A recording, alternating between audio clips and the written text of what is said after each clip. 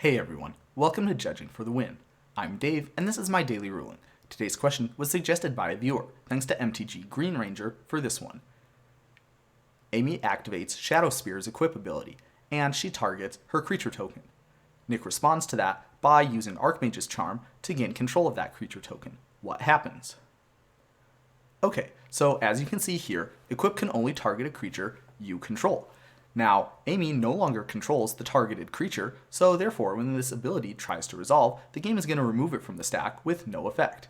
The ability is not going to resolve, so that means that the Shadowspear will not become attached to the creature token. Now, I imagine that most of the people watching probably could have come up with the correct answer for this question, and even the correct explanation.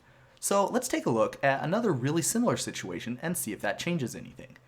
Instead of gaining control of the creature token with Archmage's charm, we're going to have Nick steal the Shadowspear instead. Is the answer going to be any different? So, at first, your impulse might be to say that this should change nothing, and the answer would still be that the Shadowspear doesn't get equipped.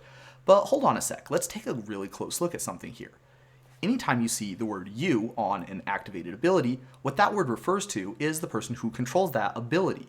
In this case, that's going to be Amy, because Amy is the person who activated it.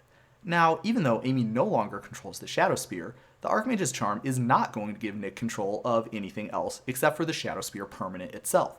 Any abilities that might have been activated sometime before the Archmage's charm was cast, well, those are still going to be controlled by the same people. So that means that when this ability tries to resolve, the game is going to see that Amy controls the ability, and Amy also controls the creature that it's targeting. Therefore, the target is still valid. That means that this ability should resolve as normal. Now, ordinarily, it is not possible for one person's equipment to be equipped to another person's creature, but there is no rule that says that this can't happen, so when this ability resolves, that's exactly what will happen. The Shadowspear is going to be equipped to Amy's creature token.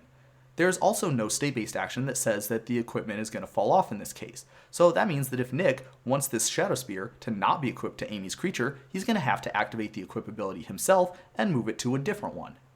Before I sign off, I'd like to mention that I really like this style of question, where it seems like the answer should be obvious, but there's some subtle complication that might be hard to see that makes it so that the answer is not what you originally expected. The reason I like them so much is because as an experienced judge, I know a lot of stuff about the rules, and I know where to look up pretty much anything else. This is the one style of question that I think I'm most likely to miss in a real tournament. And if you're very familiar with the comprehensive rules as well, I think the same could probably be said for you too.